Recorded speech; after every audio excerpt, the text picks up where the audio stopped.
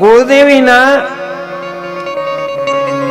કાર્યથી આપણા માતુશ્રીના લગ્ન આપણા પિતા હારે થયા, અને પિતા હારે લગ્ન થયા એટલે પિતાની હારે 4 ફેરા ફર્યા, એટલે મંગળ ફેરા ફર્યા, અને છેડાછેડી ક્યાં છૂટી? કુળદેવીના મઢે. મીંડોળ ક્યાં છૂટ્યા? કુળદેવીના મઢે. અને એની કૃપા હતી, મીંડોળ છૂટ્યા અને છેડાછેડી છૂટી. પછી આપણો જન્મ થયો. એટલે આપણી માં કરતા પણ જો વિશેષ હોય તો કુળદેવી છે. અને જ્યાં સુધી કુળદેવીની જ ખબર ન હોય ત્યાં સુધી એ વ્યક્તિને અધૂરો છે. જો મીંડોળ છોડનારી ન હોત, છેડાછેડારી છોડનારી ન હોત તો પિતાજીને કોઈ દીકરી દેત નહીં.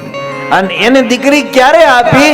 કે એને કુળદેવી છે એટલે મારા દીકરીના લગ્ન કરીને લઈ જાય છે ને, તો પેલા મીંડોળ અહીંયા છૂટશે ને છેડાછેડી અહીંયા છૂટશે, એટલે દીકરી દેવામાં વાંધો છે નહીં.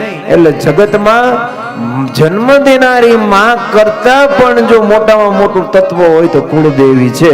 અને એની કૃપા હોય ત્યારે જ આપણે બધા આ કાર્ય કરી શકીએ.